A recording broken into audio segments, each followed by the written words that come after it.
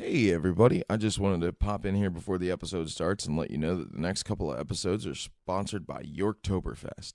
Yorktoberfest is October 14th from 1 to 5 at the York Fairgrounds, 344 Carlisle Avenue, York, PA.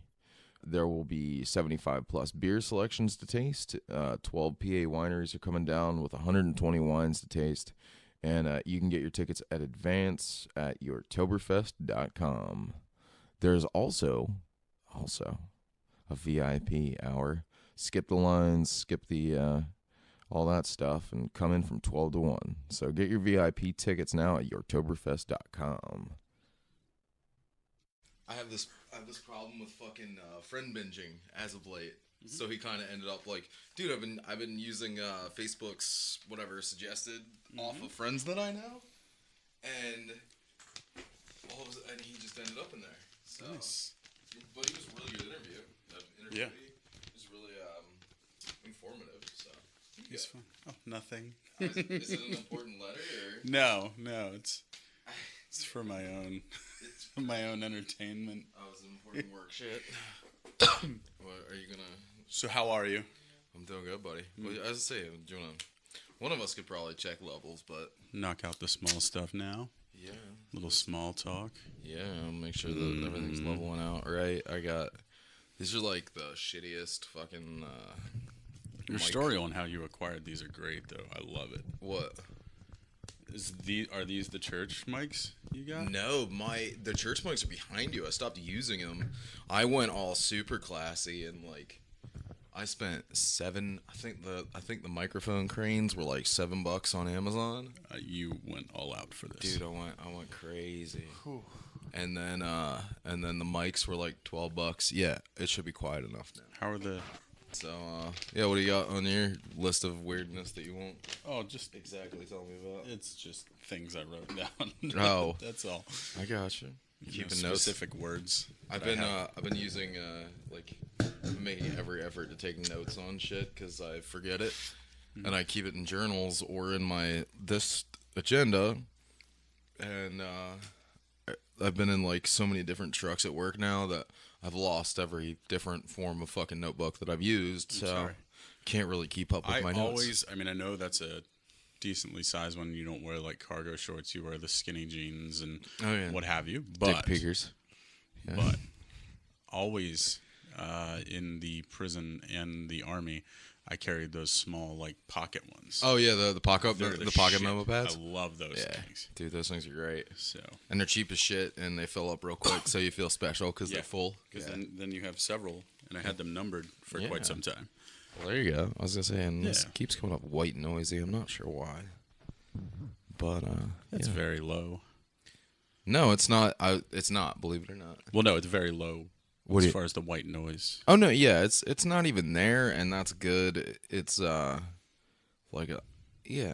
doesn't come up too bad, and sometimes you can hear crickets in the background, and that's fine. But that adds to it. It adds, like I said, when we do our Poolside podcast, I'd like to be poolside. I'd love to be. I need to put a pool in the back, but I'm worried that the only thing I could put up is one of those metal like annoying ones that I have to like fucking pull down. Cause what if? Yeah.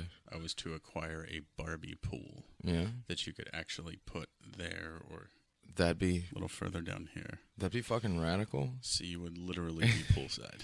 I would be really happy with that actually.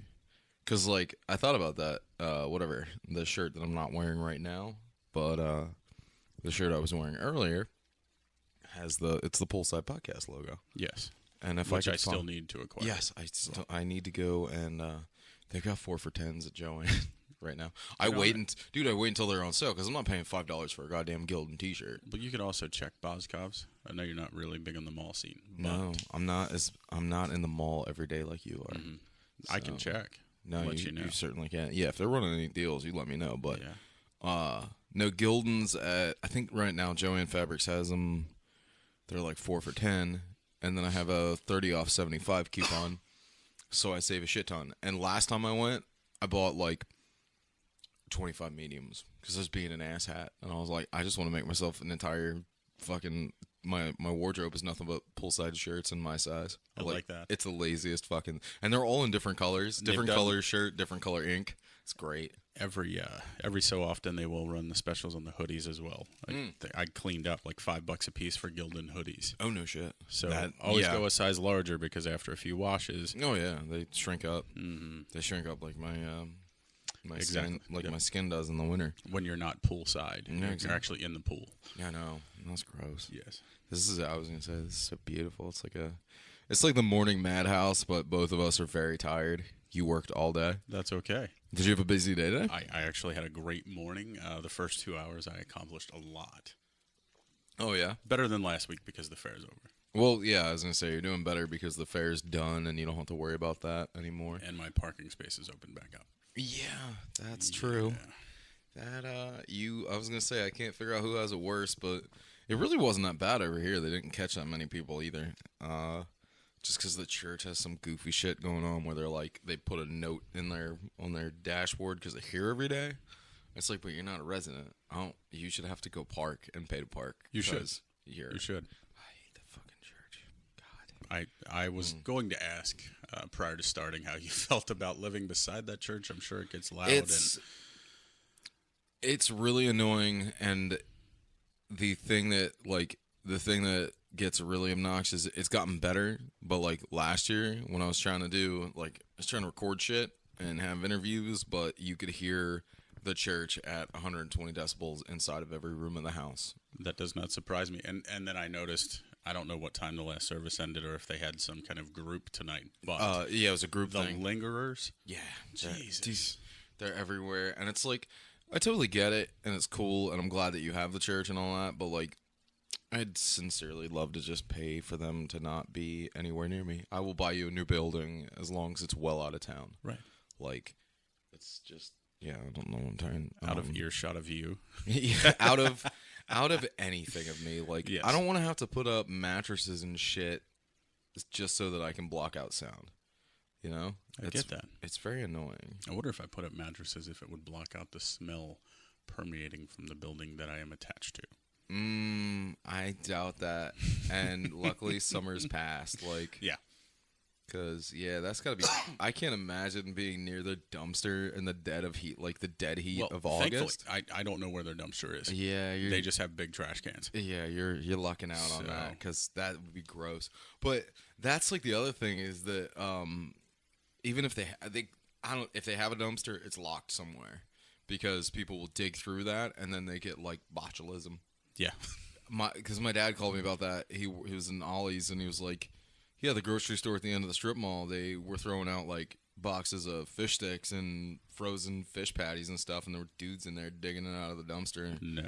And I was like, I mean, yeah, you can save money and stuff, but there's a reason that we have to show ID when we go to grocery warehouses. Yeah. It's so that they can have a chain of causality when people like get sick and die. Yeah. And that's what's going to happen. Do you remember in North York, when back before it was XS and all that, Studio 54, it was Club Paradox, where they would find a high rate of leftover drug bags and heroin needles shoved beneath items and whatnot after a weekend of partying. They partied well in the 90s and early 2000s. Oh, yeah. It wasn't like today. But I was a stock boy and cashier at Wise's right. Oh, right yeah, in front okay, of it. Yeah. We used to get the expired yogurts and whatnots and eggs, and we would whip them across the street, that alley, and hit Club Paradox all the time. Oh, that's gross. I miss it being like, I really loved the Velvet Rope just because it was like so gay. It was the gayest place in the entire world. My buddy tricked me into going on Leather Night and Bear Night. Bear Night, yes. That was a little rough. You would, no, I don't know. Okay, let's just take it back maybe year and a half to 2 years. You definitely would have been considered a cub. Yeah, certainly. Back before I dumped all that. Yeah. But like, no, that would have been I think that was like 2009. And yeah, I was gonna say it was still a while back. No, 2009, 2010. I can't remember how long ago Paul and I met, but it's been almost 10 years. And he was like, "Oh, come out! It's cheap shot night at XS." And we're like, "All right, cool." And it was a Saturday, and it was leather night, and didn't know leather night just meant a harness was cool. Literally, I mean, because I bounced at XS. Mm-hmm. It was a great gig. I made decent money. I made a lot of friends in the gay community. But in that same facet, I witnessed my childhood barber on a leather and bear night at a huge event, eating out another man's armpit while he cut his hair. Because they were cutting hair. Oh. But it was the weirdest thing ever. Wait, I was going to say, you're not talking about John from Roosevelt, are you? No. Okay, good. I was terrified of that because, like, he was everybody's childhood barber. No, I actually went to Alfonsos, but it wasn't anybody related to the family who ran Alfonsos. It was just one of the barbers they had. Oh, yeah, I get you. It was somebody that had a chair there, and that's the place that he was. Yeah, I don't want to. Years back before, trying to think, because it was right near Central Market, and then they redid all that. So, yeah, I was gonna say, is that the one that became Tony Orr and Sons and Daughter? No. No. Okay. Alfonso's is still downtown, actually, right beyond. Is that right there?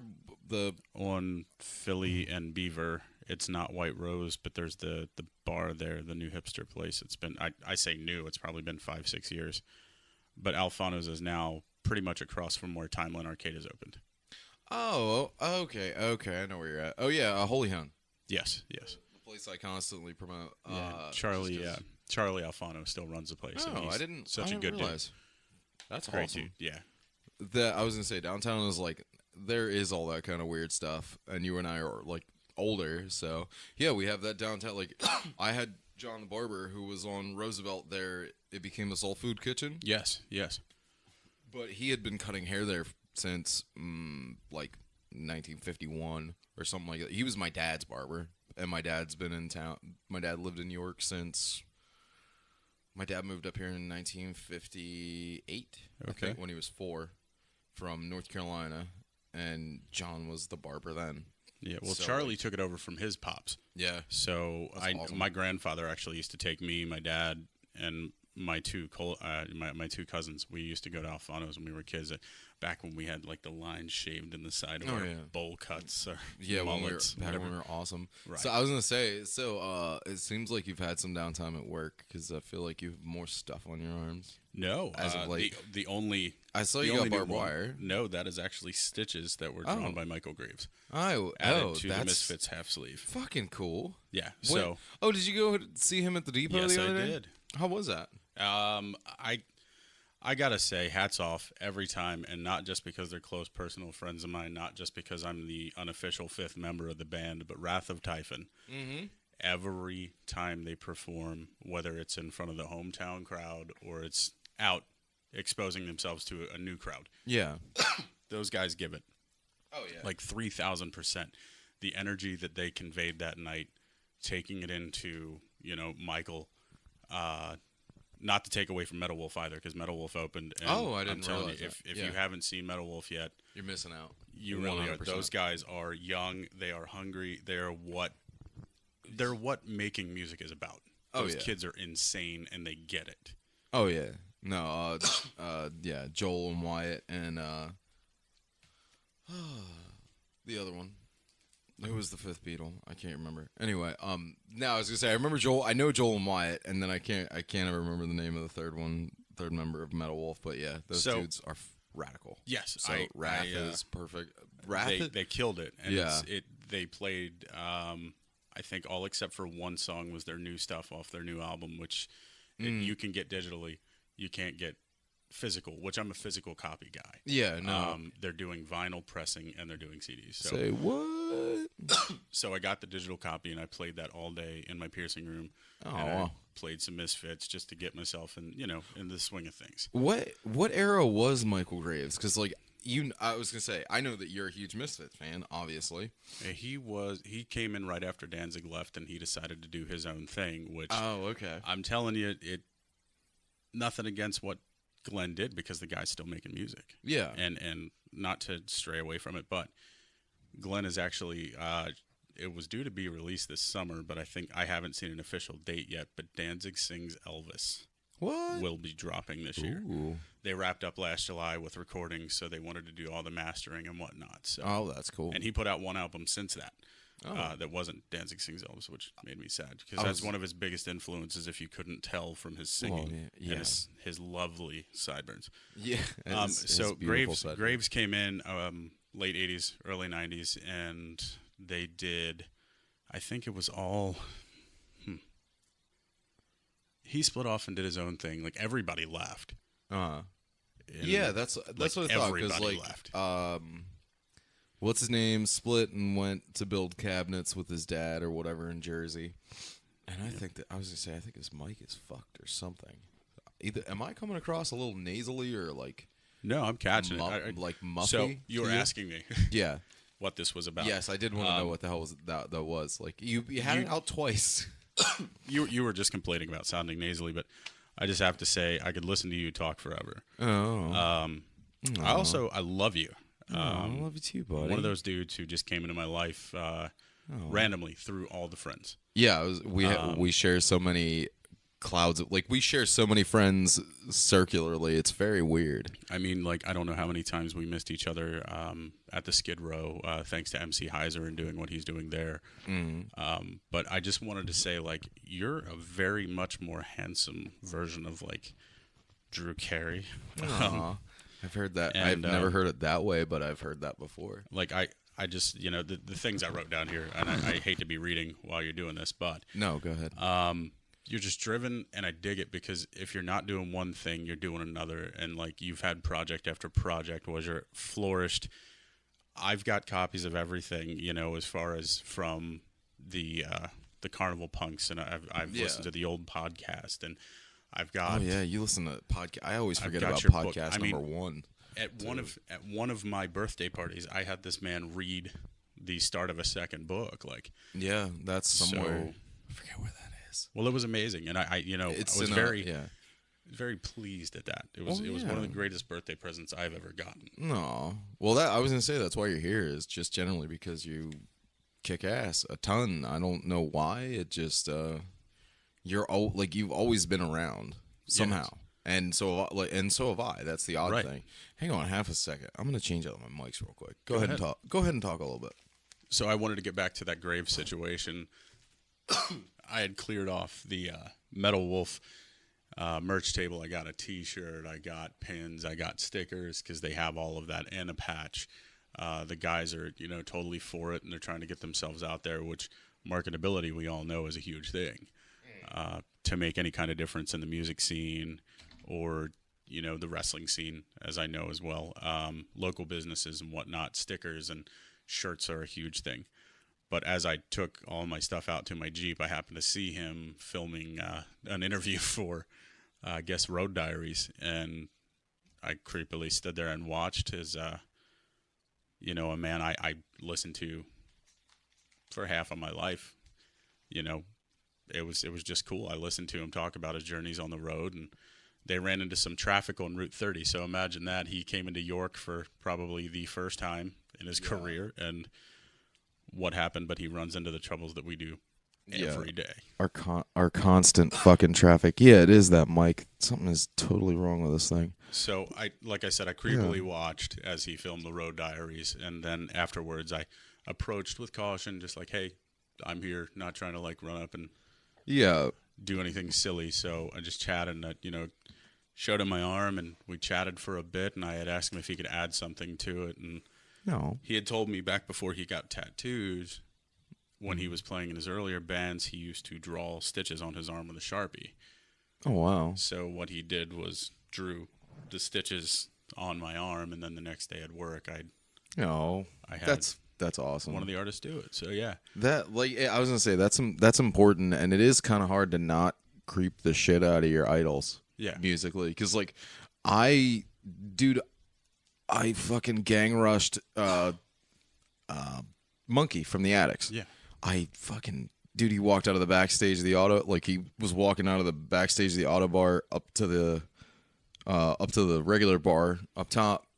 And I freaked the fuck. I totally girled out. Like I valley girled. I screamed. I squealed. And then I showed him that I have a picture of him tattooed on my leg from 30 years ago. So like, yeah, it's hard to not be that guy, especially when, like, I was was actually really super broke that night, so I wasn't drunk. But I was just so ecstatic because I hadn't had the opportunity to meet them before. Mm-hmm. And that was the first time that they took a full U.S. tour instead of just one Los Angeles date, which is what they usually do. And I was so just fucking hyped because I met the entire band that night. I met everybody, and I had them sign a card that's somewhere in between one of the last 7 houses that I've lived in. So I probably lost it somewhere. I'm not really good at, like, keepsakes or paying attention to stuff like that, but... Yeah, no, I'd be just as enthusiastic because the Misfits have such a broad thing to them. Like, they have a broad mythos. They have a constantly changing lineup. But at the same time, it doesn't matter who's leading the Misfits. It's still the Misfits. You know what? Like, it is. And it is. And it's not even like I'm a huge Black Flag fan. After Henry Rollins, I couldn't care less who's leading the band because it's all terrible. Like, when it was Mike V, wasn't happy with it. I love Mike Vallely was one of my idols growing up. I didn't like him in the head of Black Flag. I really didn't like Dez coming back. It was just a weird mess, and it sucked. Henry was perfect for it, but he went on to be he went on to do Rollins Band, and Rollins Band was fucking awesome. I loved it. Wait's still up there for me. So it just it gets me every time, and I'm so happy with it. It's just like I'm glad he moved on to that. I wish he would have stuck it out just a little further, but I mean he's traveling the world taking pictures instead. Like he's doing way cool shit, and it's like he got to be the last. Like to me, he's the last. Giant statue in the Black Flag line because after Henry left there wasn't really anything that came out or anything that magical for me. It just was there and it hit, and that, of course that was all like that was the right time for hardcore and all that. So and that's the downside with a lot of music these days. You see these bands and for say the singer or the lineup changes a bit, it's almost like a tribute band at that point. Yeah, and like that one, Pennywise, first punk band I ever listened to, first punk band I ever bought their CD for. First CD I ever owned was Full Circle. Jim, whoever the hell their lead singer was, Jim, whatever. But he was there for the longest time, and then he left. They got somebody that's related to some other band, like he's a Danish guy or something like that. It's not Tim from Rancid, but it's like Tim's cousin or something like that. Did a super good job, but it wasn't the same thing. And it was just a tribute band. And then, can't remember his last name, but the regular singer came back. And everything was okay. But it still didn't I don't know. Like, they have that thing where once you leave and you come back, it's just not like, I feel like the momentum's gone. Well, it's not the same. It's almost like when a family divides. Yeah. And then... Well, and either mom or dad decides to sulk it up and come back. Yeah. Because the other still has a soft spot, and it's Christmas is never the same. Thanksgiving is never the same. True. I remember what you said about my father. I remember what you said about my mother. That type of thing is like, you can't do that. Yeah, it's like, I remember you putting your dick in the gravy, and it's just not good anymore. I remember it doesn't how you feel left. Right. Yeah. And but like I was gonna say, and like great bands like that are, at the drive-in split, and then they came back together, and I just wish they would have stayed apart because it didn't really do anything for me when they came back and did like their latest album. It wasn't much for me. It's just but like having them like me having a giant Pennywise back piece isn't gonna do anything because like I'm trying to keep up one moment of Pennywise when their overall career like. I'm kind of over it. Right. So. I get that. A big part of this, too, like, back to the Michael Graves thing, I was kind of against it. I mean, these guys headed out on their first world tour 6 months before I was born. Yeah. And that's the same with a lot of my favorite bands. They were their heyday. I was either too young to really, like, understand what Metallica meant by Fight Fire with Fire. Right. Or what Plaster Caster was about by Kiss. Like yeah. As I got older, yeah, I got it. It was all about taking dick pills and cuddling. But yeah, I was gonna say I had to pull that because I'm so professional now. Grab a hold of me faster. Yeah. No, but I was gonna say I didn't know the Plaster Caster thing until I think my dad told me about it, or I watched something on VH1 about that whole troop of ladies, and found out that what's his name? Jimi Hendrix has a gigantic boom mic. I saw the cast of it, and I was like, whoa, that's crazy. I mean, that's like out of curiosity over the years. I had, when I found out Pete Steele of Type O was posing nude, and I heard, dude, he's like a tree trunk. I'm like, now I gotta know. Yep. Yeah. It's like that guy definitely dips it in the water when he sits down. Yeah. That's for sure. Yeah, no. I'm talking like you're a kid with an Oreo in the milk. Like, oh god. Yeah, I was gonna say no. My age shows because mine hit every now and then, but like no, nothing to be proud of. Yeah.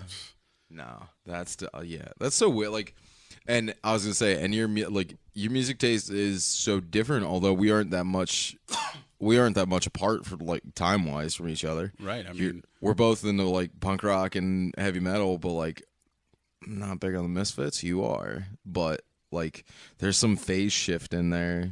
That's like I was talking about with Zach Mummert in episode 5 or whatever, where like that dude being born in the 80s or even the late 70s, being born 5 minutes later than the next person changes 100% for sure your musical taste. It's just such a weird thing. I mean, I was very lucky in the fact that my father loved good music. Yeah. And then one of his best friends, who's no longer with us, also loved good music. Yeah. And he would order from BMG. Oh yeah. And get all these cassettes or CDs. And I didn't have a CD player until I was a little older.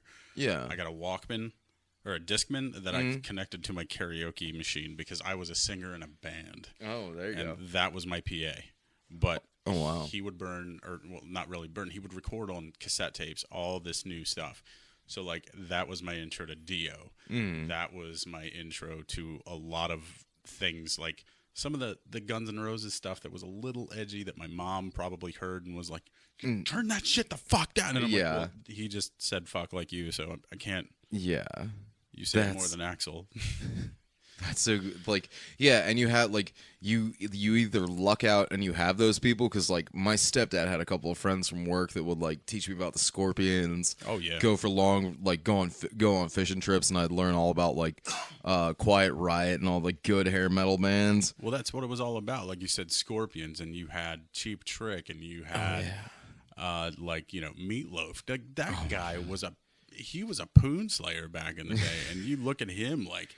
You saw him as Eddie in Rocky Horror, and you saw him in the I would do anything for love, but I wouldn't do that as a gargoyle, and that wasn't far from what he actually looked like. Yeah, no, I was gonna say he was not a pretty man, but I mean, he just like, and he didn't really make sense as like he was an out of shape Freddie Mercury with styling, because it was rock opera. Yeah. And it was like, why is this so catchy to me? I'm not gonna sit here and listen to Rachmaninoff or anything, but you sit Meatloaf down comes on and tell me you don't crack a smile or think of a memory, even if it's the first time you've ever heard Paradise by the Dashboard Lights. Yeah, that's true. Like exposing younger kids to that music is what it's all about. Like Queen, as you said, Freddie Mercury, Queen did. It was a different scenario for every album, and it was awesome. It was like concept rock. Oh god, concept rock was so beautiful, and concept albums were just an amazing turn in time for that. Where like Queen was doing, they would have the whole thing had a theme, everything from start to finish, everything made sense, and it was like you get their greatest hit. If you try to get their greatest hits, it's like you're listening to everything out of order and stuff just doesn't quite make sense. But like that's why Bowie never peaked with me, is because I'm listening to Bowie's hits on the radio, right, when I should be sitting down and listening to Ziggy Stardust and the Spiders from Mars from start to finish, because then it makes sense. Because like Dark Star makes sense start to finish, but if you pull 3 or 4 tracks off of that and throw them in constant rotation on the radio, nobody's gonna understand why it's so important. Because like I never really peaked with Bowie at all until it was too late. Right, and that's one of that is one of the downsides. A lot of these musicians and friends, in this world that we lose, like our childhood we're currently watch die, which is the natural progression of things. It's a damn shame we have to watch our heroes flourish and perish, but in the grand scheme of it, we are left with our red shoes to dance the blues. You know, we have such things, even though, you know, Elvis was dead before I was born. That's still a huge thing. You know, I wasn't there for the 1955 release of Big River by Johnny Cash, but god damn it, I'll play it every fucking day. Yeah. Well, I was gonna say, and I think I said something about that a while ago, which is why do we ping on Johnny Cash so much? All of us punk rock kids. It's like I can understand everybody loving Motorhead, right? Because that makes sense. But all of us love Johnny Cash too. You have to realize, I mean, he witnessed the struggle. Granted, he was a farm boy. Yeah. Whose, you know, brother passed at a young age, and he witnessed it happen. He went off and did the military thing. How many rock and roll stars today have done the same thing? You know what I mean? And he was punk rock, just in the country setting. Yeah, I do agree with you there that it's like, yeah, he really did ping with everybody because he was human, no matter what. Like, and then the crossovers. Yeah, and as the later point in his career, say the 2000, like the late 2000 stuffs he did, with doing the covers of Nine Inch Nails and doing Soundgarden and Tom Petty. He also did Desperado, which I thought was awesome. Yeah, no, that wasn't all together. That was an excellent album set because. I forget who the producer was on that. Rick Rubin. That's right. It was Rick Rubin. And I for some reason, always thought it was Rick Ross. And I thought that would be great. Every time I thought it was Rick Ross, I was like, wait a minute. That'd be weird for them to just be in a room together. Because I'm talking about Freeway Rick Ross. I ain't talking about bullshit Rick Ross. Yeah. Yeah, I understand. But yeah, I was going to say, because that'd be hilarious if old Johnny Cash and Rick Ross were just sitting in a room together thinking about what they're going to do next. It'd be the Johnny Cash Millionaires. That's what it would be. And that'd be ridiculous. But yeah, I was gonna say it was with Rick Rubin, and you get into like that all comes back into the conversation about Diplo as the producer, like how a producer gets how a producer can get the legend behind themselves and the majestic nature of perfect albums, because there are a lot of perfect albums. And some of them, some of them are like, okay, well, every beautiful album that from start to finish like makes you like weep inside or gives you a rainbow from Tom Waits. It's Tom Waits. It's Tom Waits. There's no like we're not like screaming the annals of history that whatever producer did it. But sometimes, Rick Rubin does magic things with a lot of stuff. Diplo does the same thing, and I don't know if you watched that Viceland series. I have not watched that one. Oh my god, please do. I will. It's hilarious because it does delve into the idea of like EDM producers and pop music producers do get a shitload of credit. They don't. What do they do? They just know how to get a song to feel right, and it turned into like. It turned into almost a 7-hour series of like just that question trying to be answered and nobody having any real answer for it. Like I gotta give credit to, I mean, not only you, because I know you edit these background noise, coughs. I'm gonna pull that right out. Thankfully, chilly night. You know, it was low enough nobody could hear it, but you could hear the crickets, but you couldn't hear what was it? It was the barking spiders. Oh yeah, it was the barking spiders. Yeah, no, yeah, that was the right. But that background music was, the sound that night. Like, dude, the street lights were low. It was super weird outside. Oh, it was crazy. So you got you have these people now who can at the swipe of a finger on a touchscreen computer. It's not even the digital mixing boards or the analog mixing boards, but you have to think back to Michael Jackson and James Brown, who I hate to steal from Eddie Murphy, but at the same time I don't, is like writing a song and what would sound good there. What that was a lyric. Yeah, and there are so many like odd swings like that, and that there are a lot of people that are just taking like running to the bookstore grabbing that like there's an EDM magazine that'll give you it's a full disc of samples. and they're all free. Like they're all free market samples, so you don't have to pay for them. You can use them, loops, beats, all kinds of crazy shit. And it's like you're paying $12.95 for it, and you can throw it in a computer, and you could make Grammy award-winning electronic dance music. But then you take into account people like Deadmau5, who put so much effort into their, like, he put so much effort into his show, and then at the same time he developed a recording studio that hovers in his house. Okay, so it's not connected to the floor, it's not connected to the ceiling, it's its own single unit. It's the first one that's like that because it's true sound. That's insanity. It's ridiculous. Like all the money that he's made being Deadmau5, he puts it right back into his music. And to go even further than that, the amount of synthesizers that he has, the amount of like classic and vintage stuff that he has in his collection that he works with, dude, entire walls that are just potentiometer knobs that are like, it's stuff that God, the guys that did Autobahn, the song Autobahn, Kraftwerk. Okay. So like stuff that Kraftwerk had when it was brand new, he's got it. And he has the soundboard that was R2-D2 in the original films. That's fantastic. He has it, and it's in his array. So yeah, it is kind of like there is an easy minimizing to the idea of like dance music being nothing, but at the same time there are a lot of people out there that are willing to go the way extra mile for it. And that's fantastic. And it is, and it's like it's unimportant and it is throwaway, and then at the same time it's really not. You know, like it's one of those, especially with music. Sometimes music hits, sometimes it doesn't. But then again, you know, I believe it was Jeff Tate from Queensryche once stated that there's no music that really sucks. It might not just be your cup of tea. Yeah. And you can say it sucks, but then there's that following of people that just thrive. Oh, yeah. And trust me, there's those bands out there. I was going to say, yeah. That I could not tolerate. Yeah, because I can't get that into Jimmy Buffett, but he got a huge following. Yes, he does. I can't say he sucks because I know he doesn't.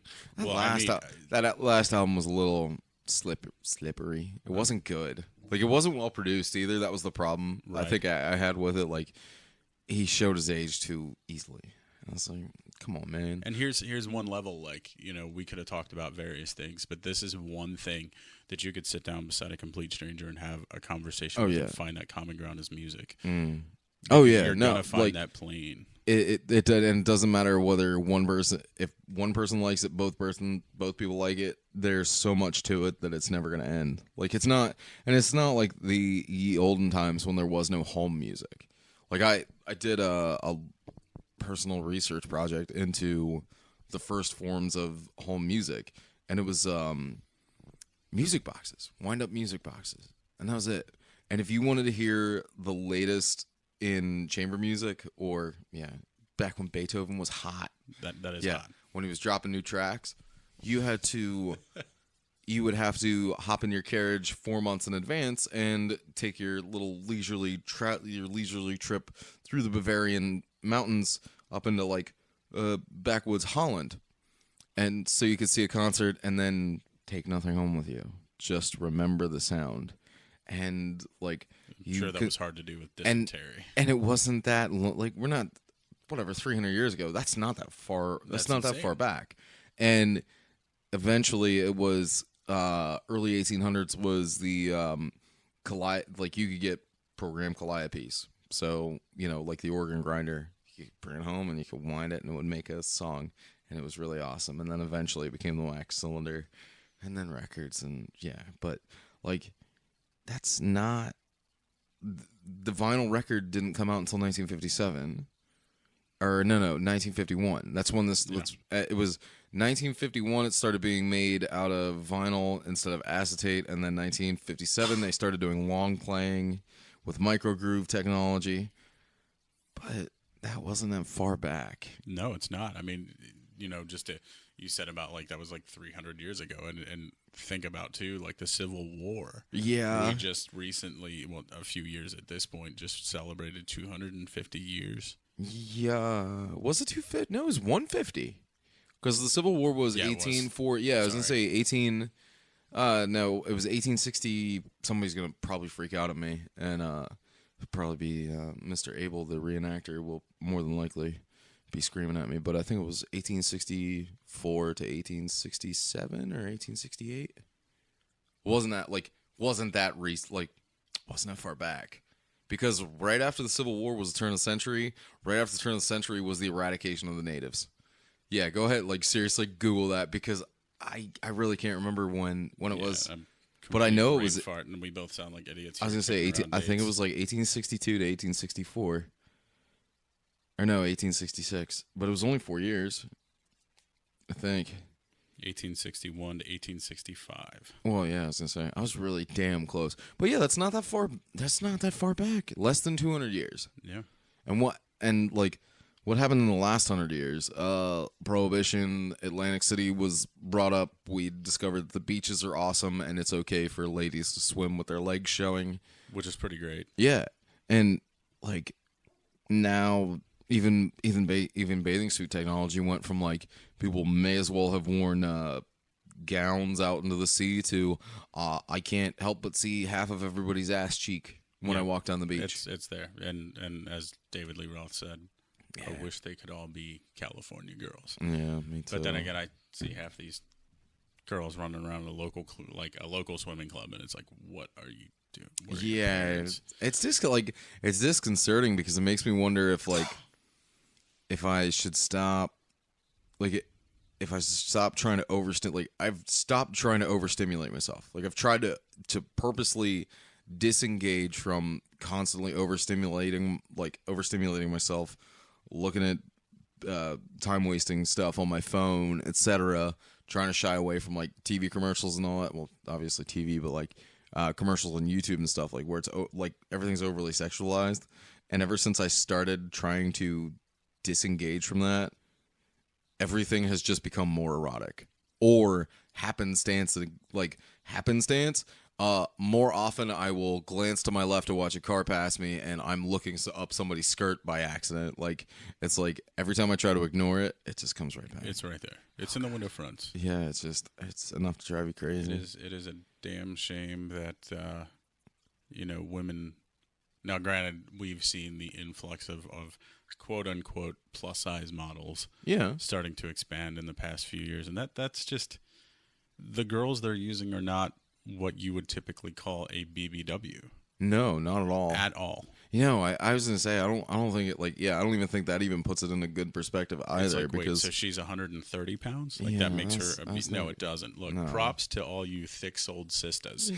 All right, I give you props. Some of you look like you fought harder than I would getting in a hammock to wear what you're wearing, but that's confidence and it's key, man. You gotta thrive. Yeah, no, it's like. That is the to me personally, that is the most attractive thing in the world is just confidence. Yeah, it doesn't own it. Own whatever it is, do it. I mean, that's like the male stereotype of what. So what? I mean, we were just talking about Meatloaf being a sex symbol back in his heyday. It's like that dude was not attractive. No, but he was. He had to have something with him. Like he had to there's females attracted to Action Bronson, for Christ's sake. That's true. He is a big dude. Like the sexiest. He's a monster. The sexiest big man I know. Yeah, he's taking up that entire he's taking up a good amount of that couch. Like I tried to watch something on Vice with him in it, and I was like, I don't even know who Action Bronson is. I just know that you love weed a lot, and he was food. And he was rolling a blunt, and then he got real mad at the blunt, and he threw it against the wall. Yeah, I mean the guy's got some funny content. He's a huge wrestling fan. Yeah, it's cool. But like I said, and we overlap. But the biggest, sexiest big man I know is Sumo. Oh yeah, dude, I don't know why. Like women are not like saturating their panties to the point of them hitting the floor. Yeah, or they just hide it well. I mean, because that man. Oh yeah. No, there's nothing like that. Like, and he gets you with that, that confused, eyebrow drop. Yeah. And he gets squish face. Yeah. Oh, and I mean, his hugs. Makes me swoon. Yeah. Oh, no. His hugs. He's the best. And, that is, his interpersonal connectivity. Well, yeah, you're right. When he hugs, What's the best thing in the entire world? I don't even know if he listens to the show, to be honest. Probably not, but More than likely not. no. Which makes me that bothers me because at least 100 plus people listen to this every week, and I know that one of them's not Sumo. Yeah, And that's so weird. yeah. Listening to your podcast, I wasn't sure what we were going to get into because I know you had Rebecca Megar and you had Katie Force and your wife and today Stonewall. Oh yeah, that.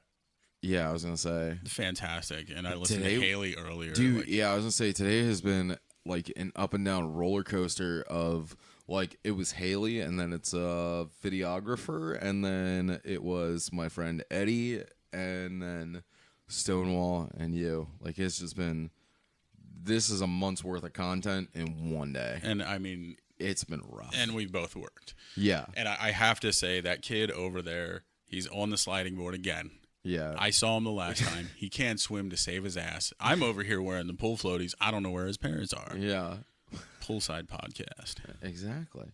I was going to say, I thought about that the other day. I was like, I should make this more like the radio. And I was like, but I don't listen to the radio at all. Like, that was the weird garbage, man. I mean, all they're talking about is Facebook and Snapchat and what the latest entertainers are up to. And it's like, dude, I want to hear actual news. Tell me news. Yeah. Speaking of which, okay, have you seen Mother! Yet? I saw the trailer. Yeah. When I saw it. And I saw the trailer earlier that day, but I saw the Red Band trailer, and it looks phenomenal. It's really worth going. I was going to say, this is going to come out. Cast. This is going to come out well after its theater run, because yesterday it came out. Did it come out last week or the week prior? I can't remember. No, it wouldn't have been the week prior because the week prior was it. It was last week, and it's already managed to hit the small theater at Regal Westman. Get out of here. Yeah, it's in the, well, I guess that really wasn't the small theater. It's got the 2 stairways. That is one of the bigger ones, but there were 10 people in there last night. It's a shame because granted, here we are going back to, our entertainment and our entertainers, but in the same facet, like you see some of these films that it's like one of my favorites that didn't do much was Cabin Fever. Yeah, that was because it was weird. That film was ahead of its time, just like A Clockwork Orange was ahead of its time, just like The Warriors was ahead of its time. I actually never saw The Warriors. I feel so disappointed that I haven't yet. No, give yourself some time because it's a great movie to take in, man. I was gonna say, but I did watch a whole bunch of garbage today.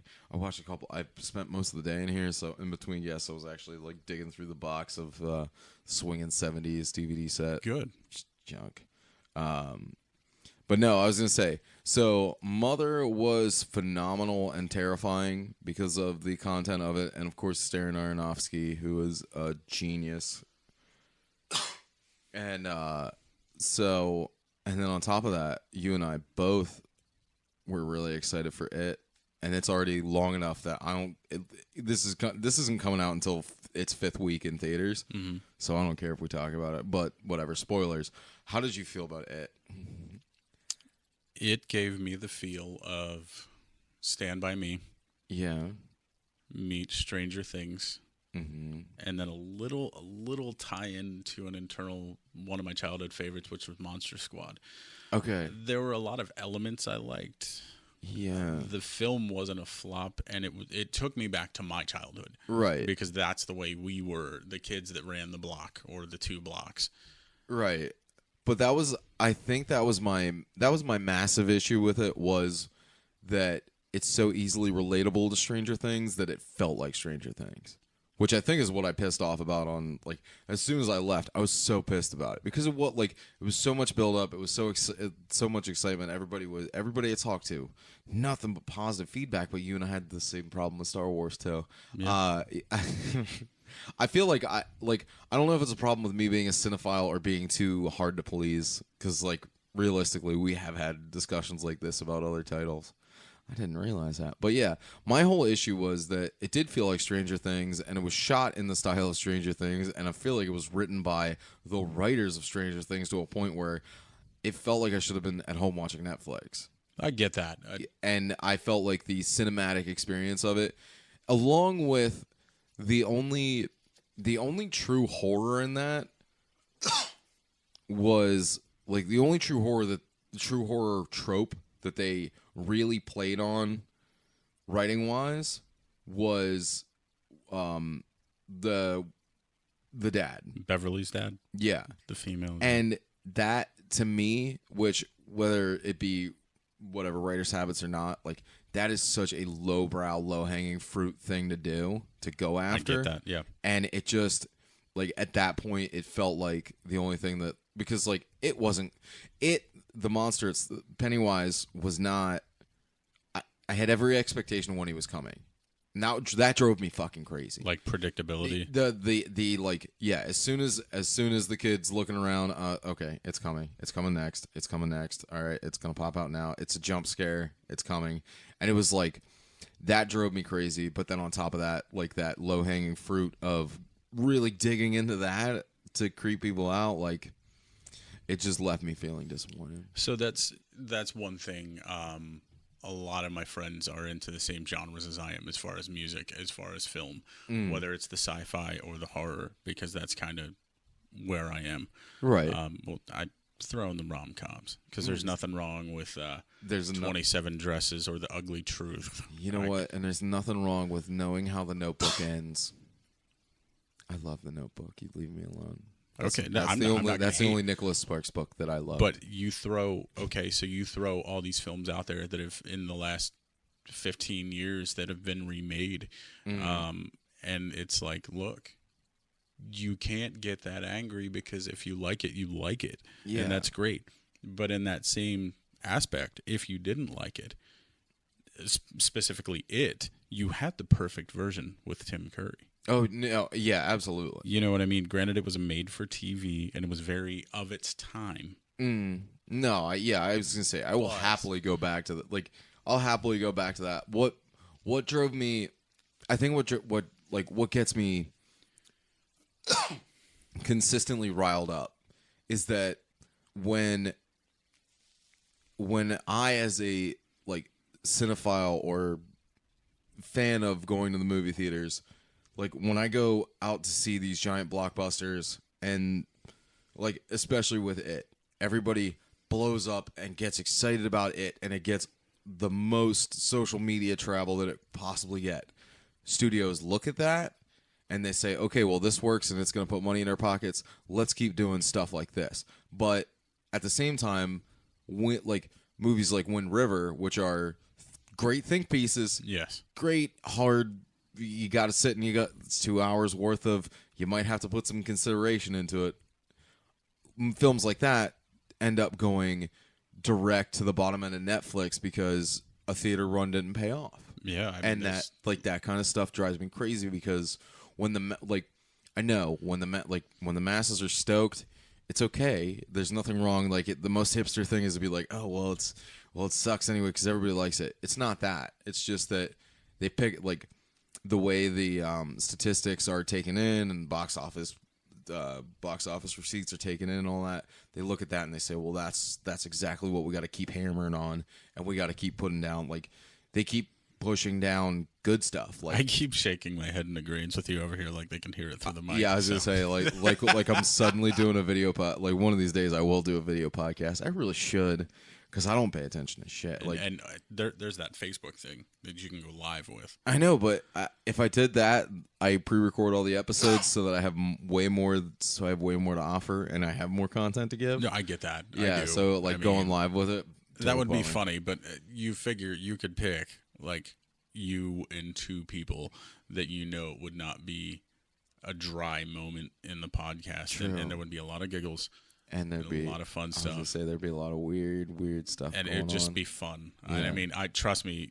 You know, I would hate to already include myself in that cast. Yeah, but I'm telling you, I was gonna say, I mean, you and I are being so polite with our low voices right now. We Nobody sure knows are. the fact that it's like. So I worked for Comcast. Yeah, and I was told all the time that I had a very sexy voice. The way it translated. Oh, I like it. And I always used to tell the ladies who were like, "You're probably a real handsome man with that sexy voice of yours." And I was like, "Well, my mom always used to tell me I had a face for radio." Which is very much an insult. Yeah, no, I was gonna say, I'm not the most handsome thing in the world, but yeah, my stepdad would say that, my stepdad, my actual dad would say that. he would say you have a great voice for radio, and I don't mean that because you're ugly. And I was like, well, I mean, as long as you qualify it that way. Exactly. Because he does say it, like, people do say that often. They're like, well, you have such a nice low voice, and I actually do hear myself now, and it's not bad. I'm okay with it. No, it's not. You broadcast well. I give You're myself very well honors. spoken. Your vocabulary is deep and fruitful. Yeah, I try to have a good purchase of words. It's just You do. how I am. You There's are. a shelf full of dictionaries sitting right behind my head That's somewhere. you have more books behind you than I've ever read in my entire life. I know, but I've read all the books that are behind me. Yeah, but beside you. see, I didn't read. I actually haven't gotten through the Time Warner's The West series yet, so we're okay there. But I don't like to read through encyclopedias. I like to leaf through them when I need information. literally from 8th grade until 12th grade. And I hope one of my teachers listens to this, which probably won't occur. But there is that odd chance that they're now, stupid, nothing to do person besides find a random podcast to listen to. Yeah. And they stumble across this. I hope and they do. They hear that from 8th grade to 12th grade, I did my big book report for the year on The Outsiders. Yeah. Every time. Really? Yes. And you got away with it, didn't you? Every year. And I'm pretty sure in one of the big book reports I had to do, it was my senior exit project, one page of my senior exit project, which I think had to be like 27 pages, were the lyrics to Van Halen's Jump. No. One page, and it wasn't even caught. Oh, my God. Because the first few pages were so informative on Forbes top. It was Forbes top 500 small businesses, and I focused specifically on Hot Topic because that's where I worked at the time. Oh, okay. And they were still based out of their home office in Jersey, and they were still all about the music.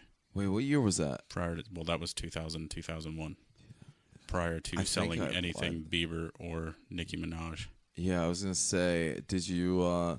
I think was it 2000? No, 2000 was when I went into high school. I think 2001 I tried to apply to work at the one at the mall because I needed a job to cover a fine for shoplifting. Well, and I didn't write it on the application, I don't think. But why would you? No, obviously not. Like because it's a fine that doesn't count. It was only a fine. I just need I think back then it was like $169. That was a lot of money in 2000. Oh, it was. Whatever that was. I mean, I look back. I think that had to be 2001. I look back to the times when I had my first apartment and what I made. Yeah, like at my job, and it's like God. I had my cell phone, I had my house, my cable bill, all the basic amenities, your grocery shopping and whatnot as well, and I survived off $7.50 an hour. Good Lord! Like, how did I do that? I don't know. And like, I was talking to a friend of mine about that. I was like, dude, I make an exorbitant amount of money now, and all I do is I throw it against my mortgage just to be done with my mortgage. Right. And it's like, I couldn't fathom this kind of money when I first started working. Like, because I was excited when the end of the month came and my paper route, and I'd make, for a month's worth of work, 3 hours a day, 30 days a month. So 90 hours, I would make like $120. Yeah. So I was roughly working for $1.20 an hour or something like that. And I was so excited about it. From the age of 12 to 16, I was put in the good graces to work for Bricker's French Fries. Ooh. And I'm talking the red and white, not the blue and white ripoff. I worked for Donnie Bricker. Oh, wow. All right, and Donnie is the man. Yeah. Is he the one that's still around? Yes. Okay, yeah. I was going to say, I know. Well, I mean, they're both still around. Well, I thought old man died and he's got a headstone with a No, that's actually their father. Okay, that's what I thought. And Donnie had that built for his father. That's so cool. If you look at it, it's the red and white logo. It's not the blue and white. I don't like that because blue and white. Donnie has done so well for himself. Yeah. But my aunt and uncle worked for him, and they got me in, and I was making money. Yeah. Like as a kid. I was gonna say, I knew a family of kids that did that. Cool thing about that too, though, is where Bricker's French Fries typically at. They're at concerts. They're at the fair. They're at downtown events. Doing cool stuff. The first time I ever tried Chew, which I still do to this day. Thanks, Uncle Butch. May you rest in peace. But I was outside of a builder's square selling French fries in the dead of winter, and people were buying them. Well, yeah, because they're Brickers. They're Brickers French fries. Brickers French fries. There's something secret Now, in the oil. what are you a fan of as far as your toppings for your fries? What do you like to do? I just like malt vinegar and ketchup. Okay, cool. That's about just it. making sure. Yeah, I drown them. I drown them. Yeah, like no, they're no, saturated, tarred and feathered. Malt vinegar to the point where it hurts to look. Like it hurts to keep your eyes open. Yeah. Do you want to try to smell my fries? No. Let alone eat them? Come Yeah, on, I was gonna say, give it a shot. Get away from my malt vinegar fries. My- That's so weird. I was gonna say that's so weird. That's so weird around here though. Is that like the patriarch of a like a sales family will die, and then there's always two sons, and then they take that and they take the same idea and they either compete the life out of each other or like. Yeah, they split up, and it's like, all right, well, it's just little changes, and they figure out how to get little changes in, and they do that thing, and they split off, and they walk two different paths, because, like, why do we have two pretzel companies? They're using the same recipe, guys. Smitty's and Apex. Smitty's and Apex, because old man Smitty passed on, and his two sons couldn't get along. No. And it's so weird that like, this is like that's twice. That's two nostalgically giant things from York and York County, and like it's kind of a common occurrence. And I was going to say that's just two examples of, I'm sure, a plethora of many. Oh yeah, because you figure all the roofing and siding and construction companies we have around here that Dad owned or Grandpa owned, and then the grandsons or sons took over, and it's like, well, I want to do this, well, I want to go in this direction. That's like Axl and Slash. Axl wanted to leave his punk roots and do an electronica album, and Slash was like, fuck that. Yeah. We just did Lose Your Illusion 1 and 2, and now you want to do electronica? Yeah, that was a little disconcerting because, yeah. Oh, God. And then I was going to say they come back with Chinese democracy. And they send that kid to prison over it. I sat down stuff. in a kitchen with Crazy Jay and Matt Alessi, and we listened to Chinese Democracy. It was disappointing. No. I can't say it is. Maybe it's just because of the memory I have attached to it. That's we true. sat down and talked out a ploy to a film set to the entire album of Chinese Democracy, and it's about a bank robbery. Oh, that'd be cool. And it is literally one of the greatest movies that I've probably ever made up with two other people who were in complete agreement from scene to scene. Oh, yeah, I was going to say, sometimes I wish, like, yeah, when you get into those, like, you get into those weird moments with your friends, and you're like, you get into like hyperactive like times, and you're like, oh, this movie should go this way, and it should open this way. I really wish like I had a stenographer, because if I would actually get some of that stuff written down, I might act on it. But like, yeah, some stuff super perfect. But I wrote a screenplay when I was 14 that I still have, and it's probably around 3,000 pages. Oh my God! I was in a very dark place. You had to be, dude. That's a lot. That's a lot of work. It was over probably 4-month period. I completed it, and it was like from scene cuts, angles, like everything, and it was all right after I lost my best childhood friend and my grandmother within 10 days of each other. Oh wow! And I just went off the deep end for quite some time. But I wrote this film about a kid who loses his parents and ends up staying with one of his best friends, and it was entitled When Bad Meets Evil.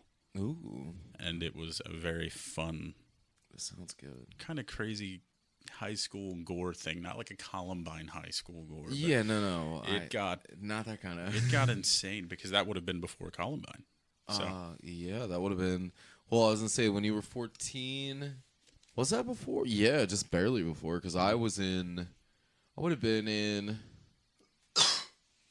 trying to think, 7th or 8th grade during Columbine. What year was that, 97 or 98? I thought it was a little later. Once again, my dates. Yeah, I can't remember. No, it was, I was still in the middle school here, because I was in the old square, Westward. I was in high school when it occurred, due to the fact I remember I went to lunch. As a junior, I went to senior lunch with a friend of mine, and as we got out and grabbed our backpacks from the trunk, I noticed he had several rifles in his trunk. Oh. And it wasn't hunting season. Yeah. But a few days prior, somebody else found a note that was left in the hallway to be found yeah. about do not be in this, and this classroom during these hours on this date. Oh, I ended up getting locked in a room by myself because I was one of the kids who was passed the note, and they told me, like, after somebody found it, I turned it in because I'm like, I'm not snitching, but dude, I love some of this faculty, and I have a lot of friends here, and nobody innocent needs to be hurt by somebody's stupid actions. Now, it ended up nothing happened, but I was locked in a room all day by myself. That's weird.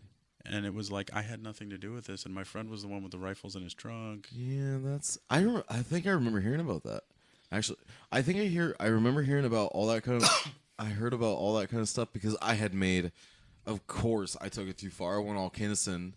I went all kinds of Kinnison with Columbine the day after it happened, and they gave me 10 days out of school suspension for making jokes. Yeah, and I mean, I agree, it was totally unacceptable behavior, but I thought the joke was funny, and I was out, and I was, like, as soon as I got back, like, all hell had broken loose, like, parents were going crazy, and dude, it was nuts.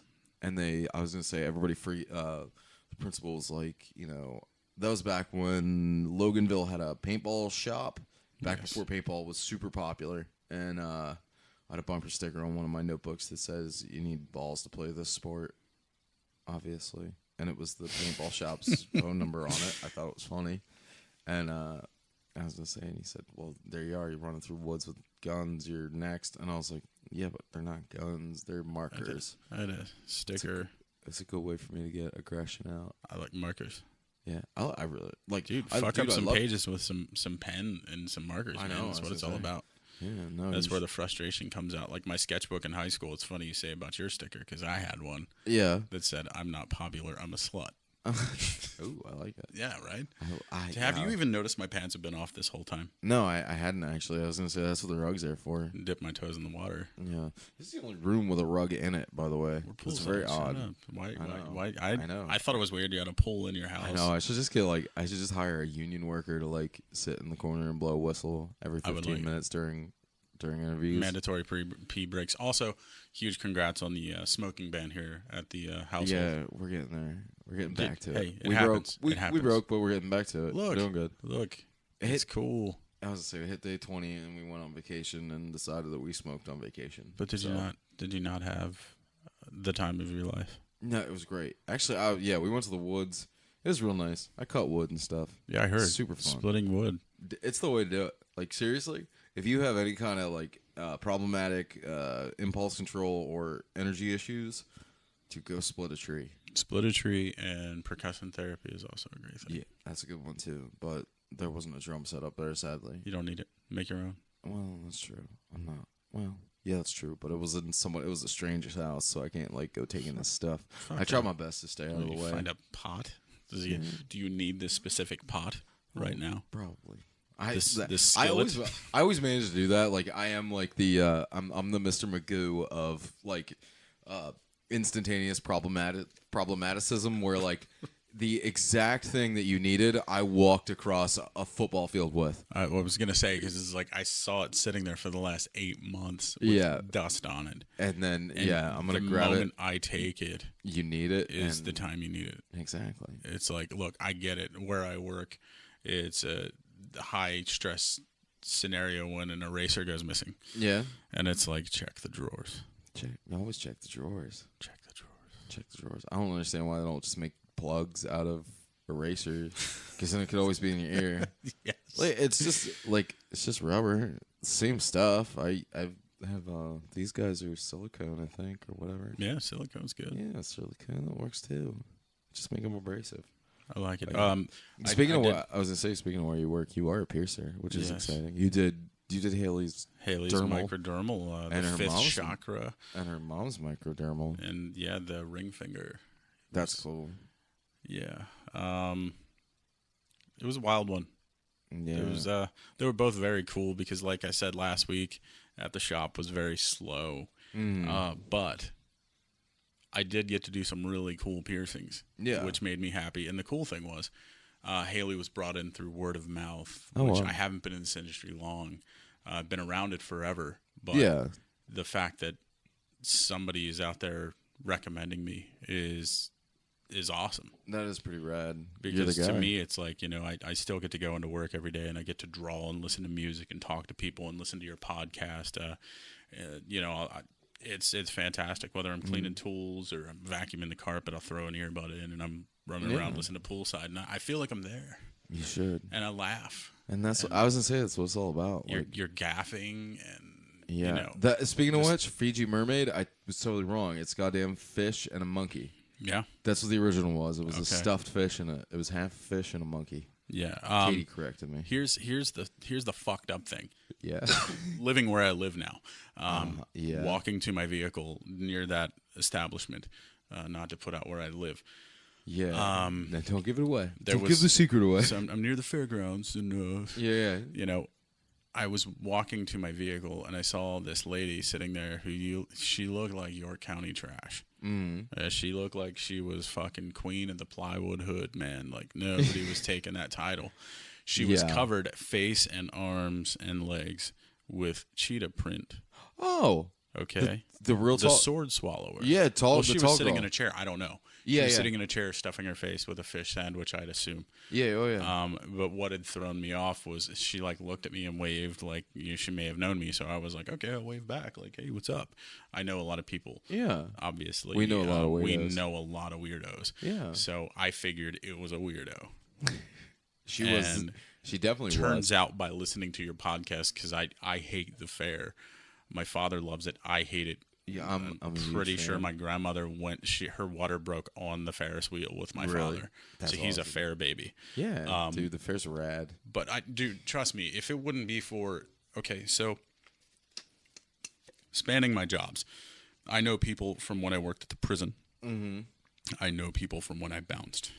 Oh yeah. I know people from when I arrested shoplifters.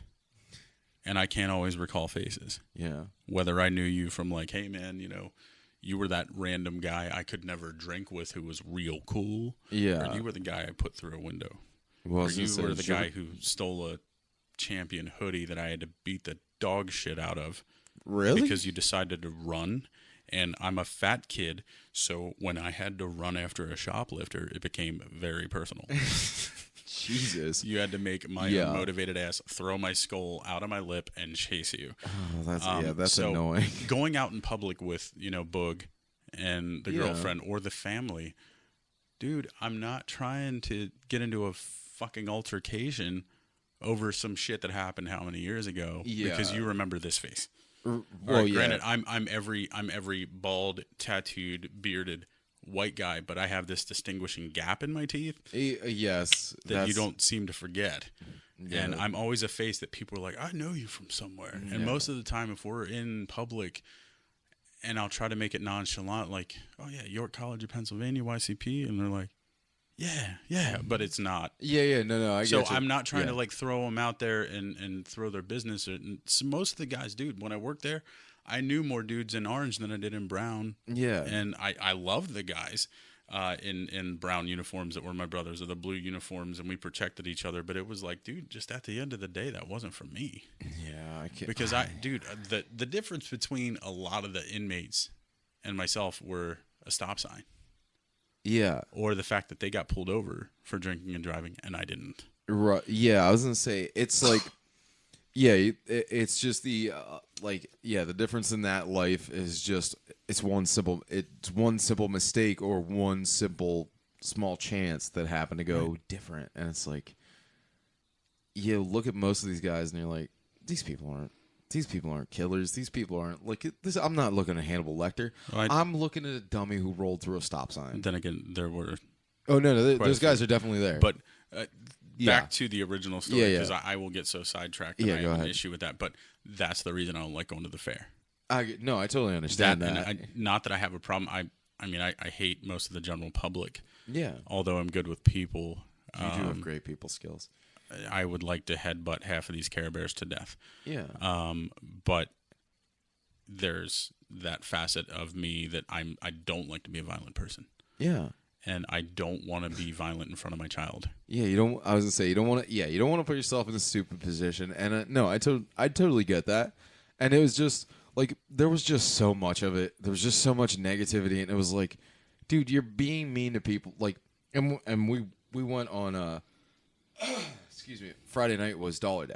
Was dollar night. And How the was people it wasn't bad at all because I think like the next Thursday was free day with Wise, but like, and those are always a mess. Yeah. But like it was opening night. I walked in, just walked, like it is customary of us to do it because we got married the week of the 15th. So it's either the week before or a couple of days before our wedding anniversary. And for some reason it was after that year. No, we went beforehand. So like, lead up to the wedding, we went to the fair. So it's customary, it's our tradition. And the last couple of years sucked, I agree, and it wasn't fun, and it was too much money to go and be, whatever silly, stupid, useless that it is. But it was just, there was so much negativity being pushed on everybody from afar. Like just on, and you walk in there, it's like, it is guys like you that aren't as connected with the public, that are like, they're just out, single dads out with their kids, just trying to have a fun night. Mm-hmm. People on my friends list, they're just trying to get their kids something fun, trying to go have fun with their kid for a little bit. And it's like, you don't have to be a dick about that. Like, yeah, there's nothing wrong. There's nothing wrong with those people. And I totally understand that. Yeah, dude, the worst people come out of the woodwork for it. And it used to be a lot worse because there were a lot of different vendors and a lot of different vending families that came through, and a lot of them are, I know them personally, a lot of them are shitheads that are ready to snap for no reason at all. But we've cleaned it up a lot. It's okay. And the fair, even the world we live in is not the same as what it was when we were, like for say my kid's age, who is about to turn 13, which is totally a mind fuck. Yeah. But we have this whole thing of like these, if I say excuse me, it's because I'm using manners and I would like to get by you. Yeah. I don't need you to show your bravado or prove to me you're tough or walk straight into the path that I'm standing in or whatever. It doesn't make any sense to me. Like, dude, I said excuse me, or I'll turn my shoulder to let you get by. There's no need to, puff up your chest and walk by me and be tough. Like, yeah. Dude, we're out in public sharing a very fun day. Yeah. But then again, that's the mall. That's the supermarket. That's, it's just, do they even call them supermarkets anymore? No, I think it's just grocery stores at this point. And to say mall, it's like I work in a mall. You work in the mall. I work in the mall, the only mall we have here anymore. That's such a weird, like, which sucks because that was the shit. Like these kids, really was. I feel bad because the kids have nothing to do anymore without getting in trouble. Even the mall I work in has that youth escort safety program.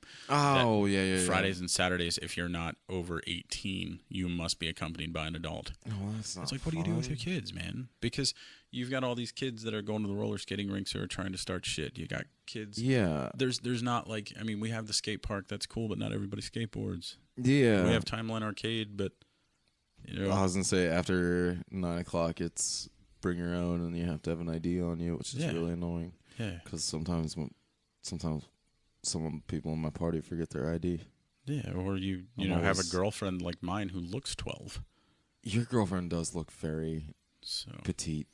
She's not here right now. She's very petite. I was gonna say she is very short, and she is very she has like that whole fairy thing going on where she almost glows. She is like a real life Tinkerbell. And I was gonna say, last time I was at your house, she was fixing a door, which is fucking awesome. Yeah, it's great, man. So yeah, it's like, it's no, like, like when you like sometimes when you watch for whatever, like, not personally, but like I used to watch ESPN when I was sitting at the truck stop down in Glencoe, Kentucky. They'd have it on because UK games, and so watch it. But like, like you see those female reporters that they have to have on for the sake of statistics, and you're like, I know what you're doing right now is bullshit.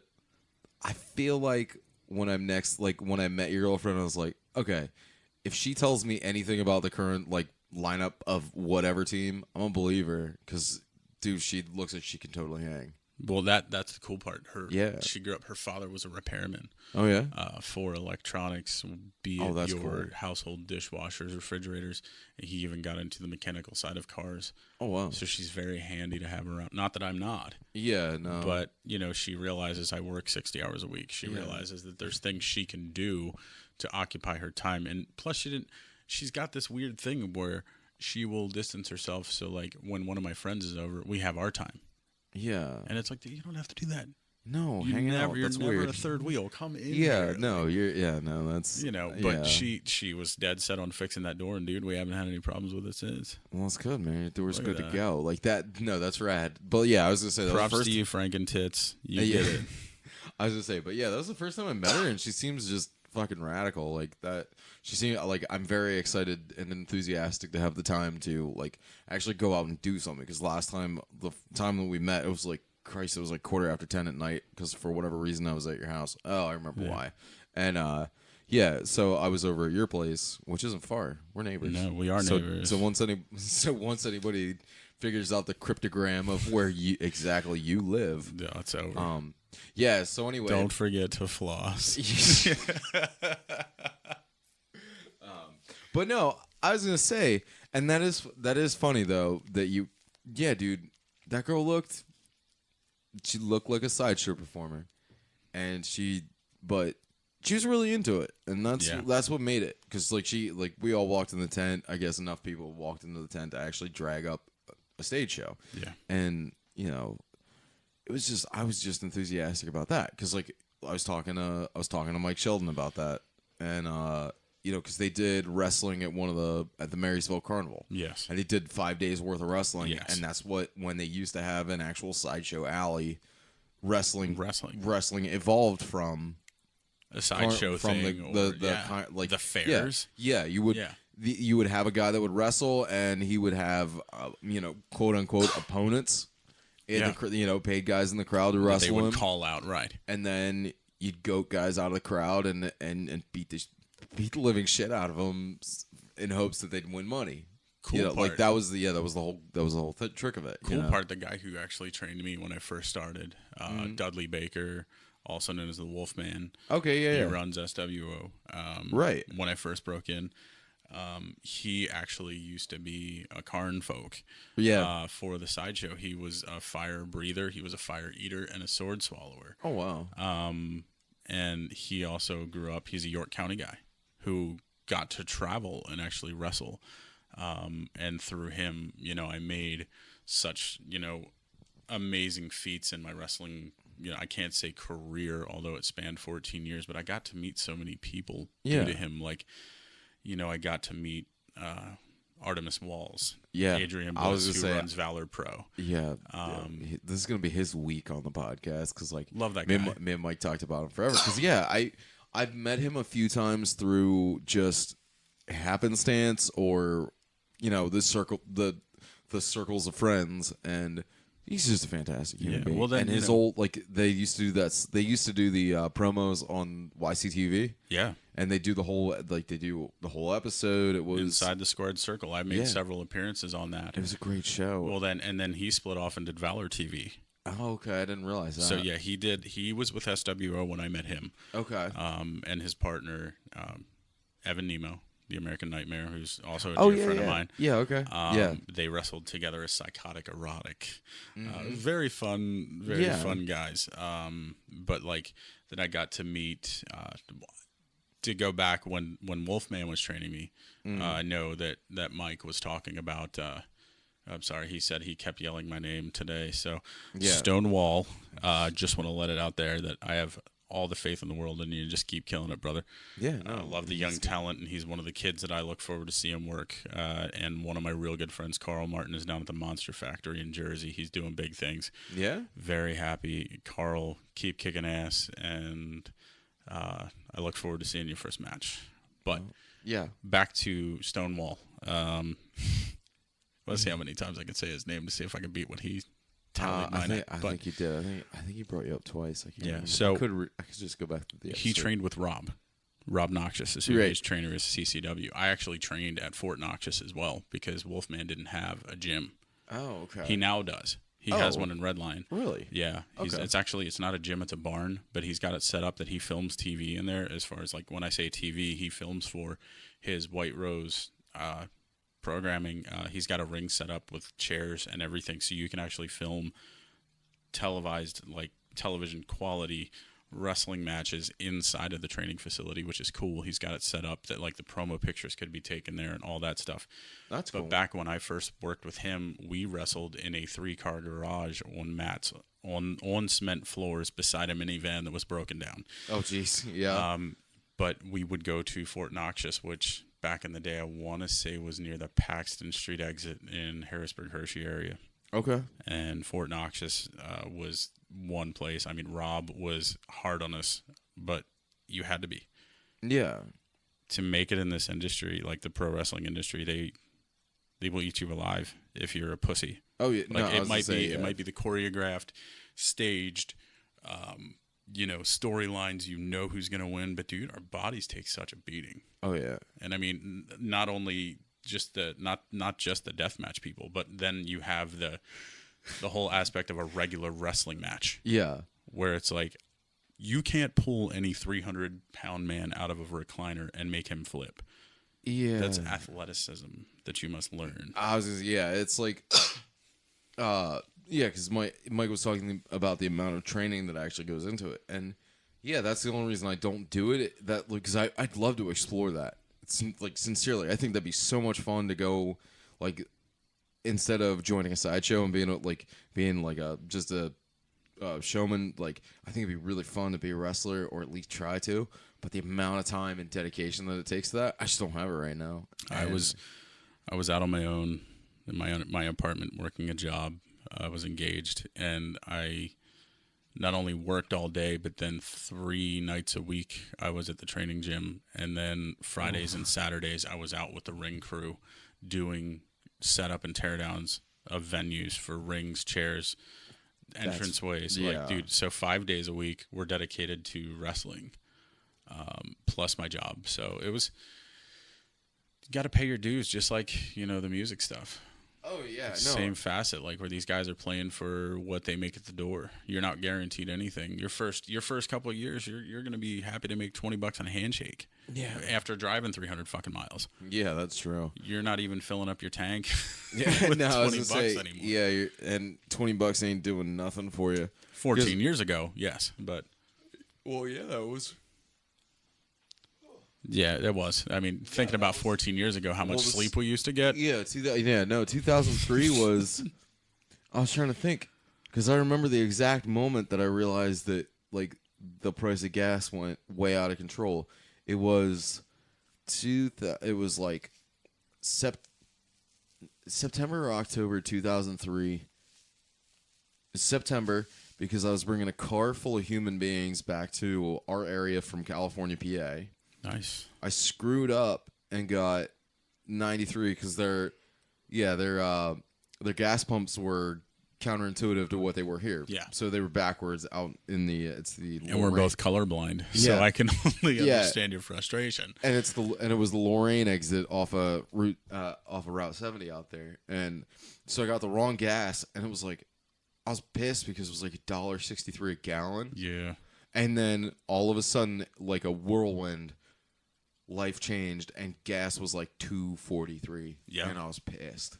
And then, like, I've seen, like, I remember, what was that, 2009, 2010, that it hit 401. Yeah. For a gallon of gas. Yeah. And the only time I'd ever noticed gas being above $4 was when I was 18. So spring of 2003, we went out to Los Angeles on my little sister won a trip for the Nickelodeon Kids' Choice Awards. Fantastic. And Los Angeles, we stayed in Santa Monica. Santa Monica, the gas station down the road from the hotel that we stayed at, gas was like $4.83 a gallon. Yeah. And nobody cared out there. Like the relativity of $4.83. It's kind of like when you do the math on whether or not you should change all your money to bot because they might be getting their economy back together in the Philippines. We see what's going on here. We see that milk, gasoline, cigarettes, and all your basic fucking needs are going up, but yet you can still buy a dime bag for $10. Yeah, no, and I was just saying that dime bag, everybody stopped shorting each other on it. Yep. It's so good. And And like, getting that homegrown skunk for $10, man. I don't know what that's getting you, but yeah, I was just saying, and all you're doing is running your electric bill up with your heat lamps. That's it. that's it. But and I was gonna say, and smart kids are doing better than that. They're just putting in solar panels. Yeah. So that the electric company doesn't notice. I Going swear green. this is not a podcast teaching you to break the law, Please don't. because I think this is like the second or third time today. I don't know. Because I was talking. I think I divulged a ton of information about Mailing packages. that was with Yeah. no, sending mail for free. Psilocybin cubensis was this morning. Nice. There was a lot of magic mushroom talk, Yes, there was. and Yeah. Whole lot. And where to find I them? swear to God, don't break the law. Just Like, don't. I don't want you to break the law. Don't do it. Look, our tax dollars are going to more than just housing our York County inmates. Yeah, I mean, yeah, just Look at all the road work PennDOT does and does again. yeah, and I mean, it's not unlike us to just go get a couple of used car batteries and still hold a charge and Right. hooking a couple of solar panels up to them and using There's them to nothing run wrong heat with that. lamps. No. Or going behind a pizza shop that's got their CO2 Yeah. bottles just left Yeah, unattended. I know. And you just doing some whippets, doing some parking lot whippets. Yeah, you can do that. Too. Parking lot whip it. That's fun. Yeah, I was gonna say, and I mean, IKEA has yeah. that little hydroponic thing that you can Yes. do on the desktop. Yeah. I mean, it's great for growing tomatoes through the winter. Tomatoes. Tomatoes. You need those. And I had an uncle who had prize-winning tomatoes that he grew inside of his corn yeah, in his backyard, and everybody thought it was so weird as to why he grew corn. yeah. This 'Cause he was motherfucker allergic to has some starch. good tomatoes. Let me just tell you that. I mean, for being some York County grown tomatoes, holy shit. Yeah, there's some good heirloom stuff. It took some time, really Yeah, develop the. He talked to me about Develop a clones fruit and the body. mothers, and Yeah. it was like, wow, Yeah. you really dug into this tomato industry. Yeah, I was gonna say, and like, I mean, if you really want to dig into it, there's a hydroponic store up 34. Yeah. No, 94. I'm sorry, 94 before it becomes 34. Oh hell, up fucking! towards Boiling You can Spring. even go to Resource York and get yourself some nice lamps. So anyway, that's a great way to end this episode. And P.S. Hey everybody, I'm here with Skotty Mcmaster. I don't think I introduced you. No, I didn't even An know hour we and a were half. live. Like, are we recording? Dude, we've been live for an hour and a half. Dude, I really appreciate this. No, I'm glad to like, this has been one of the most memorable days of the podcast, because like I get into these things where, like, when it first started, it's like with Al and Heather, where they were like, oh, it's one auction a month. It's like, okay, well, it's one podcast a week. And then I get into these like modes where if I do that, I can record everything on a Saturday and have everything done for the month. But by the time the end of the month comes, I'm bored to death of fucking waiting for new content. And then you're recording by yourself, which and like, you do yeah, such a great job. And you do. like, that was like such a good stopgap measure this week. But like, I just want to put, dude, I want to put episodes out every 2 days, but I'm not going to get there yet until I can back down my work schedule. I get that. Until then, I have, what is it? You're number 5 for the day. And so we're 2.5 weeks in advance. I got somebody coming this weekend to record. It's all good. And I'm happy and I'm engaged with it. And That's I'm great. like enthusiastic because I got to meet so many people. I'm going to Monster Mania the end of this month, and I'm going to I'm real stoked Yorktoberfest. for you. They're doing the Hellraiser reunion, and I'm trying to send one of my pieces I'm so excited to get signed. Yeah, So, I love Hellraiser. It's one of my favorite movie series, and I don't know why. Because the first 2 were great. The rest of them were very campy. well, 3 but was cool, and then 3 was good, and then the fourth one was when I started. It's like and they same with stopped Puppet using Master. they stopped using Doug Bradley. Yeah, Like, how are you going to replace Pinhead? and didn't they bring him back in number They- 5, they- 6, and well, 7? no, they brought him.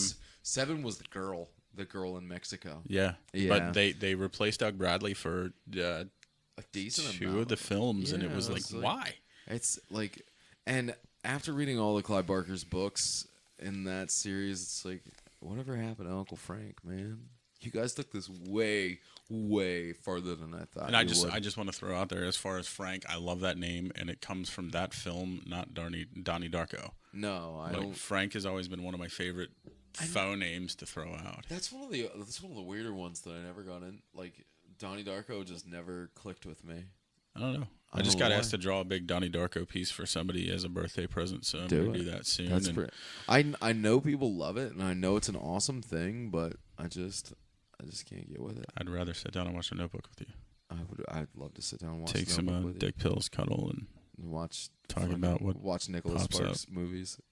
yeah, We'll see. do it. I'm so into it, dude. I'm gonna put You have my to put the projector kibosh. up, and I'll go. I'll put the projector up, and we'll put a screen up outside of the garage, and just sit outside. So lay this in is the an grass, open kick our invite. feet up. We will announce on the Poolside Podcast Facebook. We will announce the date for the human Nicholas- centipede cuddling of that'd be awesome. viewing of The That Notebook. I was gonna say, I wish my dogs didn't use in my backyard because I would totally do that. I'll come over and Just help clean up. throw some blankets out. Oh, that'd be cool. Everybody brings a sleeping bag.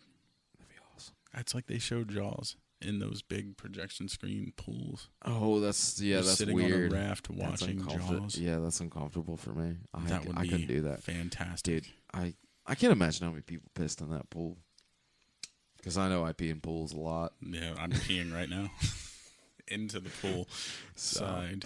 And I was gonna say, I was gonna say, and because it's like this is like 3 months after the whole thing happened, but at episode 1, Eric Force, Katie's husband, thanks for sending me a picture of you listening to Poolside while you were sitting in your pool in the backyard. I totally forgot to mention that for fantastic. all this time. I love you, Eric. My bad, Even my though bad. He's so cerebral with Our some last- of his great jokes. our like, last group photo that Yeah. we took. he had Katie and I we hiked steeplechase or pole steeple out in whatever park that is, and we got to the top and he had his phone and he was taking pictures of the view, but it was like mostly his genitals blocking the view or himself entirely blocking the view in the picture. That's good. Dude is so cerebral, so good. Well, I mean, he's the Andy. I feel like he is definitely in the right vein of Andy Kaufman. Yeah.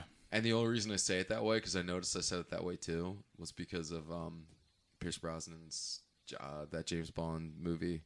Was that Die Another Day with Mr. Stamper and Dr. Kaufman? Kaufman. Yes. Kaufman.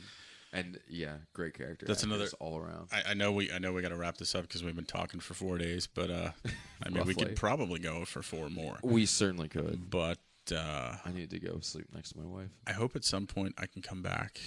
Of course. Maybe we'll talk about something else. We have dude. There's a revolving door policy. Here. And then This is the bunker. This is Burroughs' bunker. there's not a revolving door. Well, I'll put one in just for you. Dutch door action. Yeah. I was gonna say I'll put one in just and then lose all my audio quality. Yeah, that would be terrible. I can imagine the dogs and the cats just doing their thing. I'll do 2 of them so they can just run in circles. But yeah, man, I really appreciate you having me through Man on the Moon. That's One Jim of the Carrey best. killing it. That movie actually did convince me that Andy Kaufman moved into the Middle East and just disappeared. Yeah, Like, well, with as much as he did, and like him, who did he wrestle? I can't remember. Jerry Lawler, the king of Memphis wrestling. No, he wrestled Jerry Lawler, and then he wrestled that woman. Remember that? Like, He wrestled one of the he was women wrestlers. He and, was like, the intergender champion of the world, which is probably one of the greatest monikers you could ever put on a person, especially in that era. Yeah, and like, dude, he was just so good at. He was so good at comedy. He was a heel, and that term is the bad guy. Well, yeah, a heel, but he barely had to do anything besides talk shit on women. yeah. And at he that just- time, especially in Memphis, there were some tough chicks. Oh, Like, yeah. that was before Glow? Mm-hmm. Good Lord, that was 1,000 years before Glow. I am glad about that. That is one of those weird things that, like, it's almost the frustrating campiness of bringing shit back just so that people actually pay attention to it. Yeah. But like having the documentary about Glow and then having like I didn't get super into the series. I wasn't enthusiastic about the cast at all. Right. But the documentary about the actual Gorgeous Ladies of Wrestling, the original, was a really good documentary. Yeah, I still have It was informative and entertaining. It was informative, entertaining, and interesting to a point where I wouldn't have needed them to come out with a Netflix original series about it. I'd have been fine with it without. Yeah. But like, I did get excited that I learned something. Like, it's okay that happens. I didn't complete the series, but it was rough. I know some of the females I've worked with over the past bunch of years had made cameos or were wrestlers in the film. Really? Or in the Netflix series. So the girl that I forget what I forget her character actually, but the girl, not the blonde girl that wrestled down in West Virginia when we came down, the other girl. Tall, dark. Her character is some kind of native. Nyla Rose. Is she from here? She is from this area because I swear to God I saw her at the movies last night. No, you wouldn't have seen her here. Okay. She just recently did the Juggalo March on Washington. Did she really? Yeah, that's rad. She's a Juggalo. That's she's awesome. Wrestled for ICP at the Gathering and stuff like that. Really? They will pay you some good money to do that. That's cool. Whether you like it or not, and you will meet a fan base that love wrestling more than the people you meet when you're out traveling. Oh, yeah. Because it's what they live for. Besides the clown face paint, that's what they live for. But no, Nyla, I want to say she is close to Philly, Jersey area. Okay. But she made a lot of appearances here in York Red Line area for us. I've gotten to work various other areas with her, which was real cool. Like West Virginia was one of the territories, and yeah, that was a fun gig. Like it was a ridiculous drive. It was a ridiculous town. Yeah, and their sheets was way outdated. But yeah, it was. Dude, it was like it's just the silliness of it. Yeah, like it was just it was the perfect night. My times there with just be it me and Ian when we were running the Motley 2 thing by ourselves before I broke the ankle, or the times I was down there with Voxy, Yammers, and Ian, we had such a good time because they like that old Mid-South style wrestling, which is something if you don't know anything about, that was some storytelling. Yeah. And it was some cool shit. Yeah, I was going to say, you'll have to come back and talk about that. But I miss my boys. Sometime a lot. Sun's up. Yeah. Yeah. Get to bed.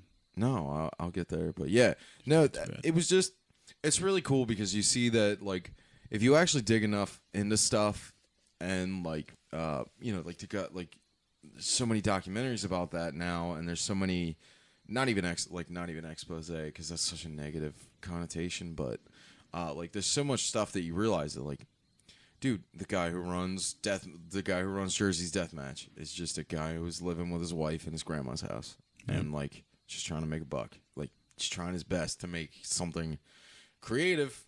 I mean, it all started with a vision that John Zandig had when CZW first started.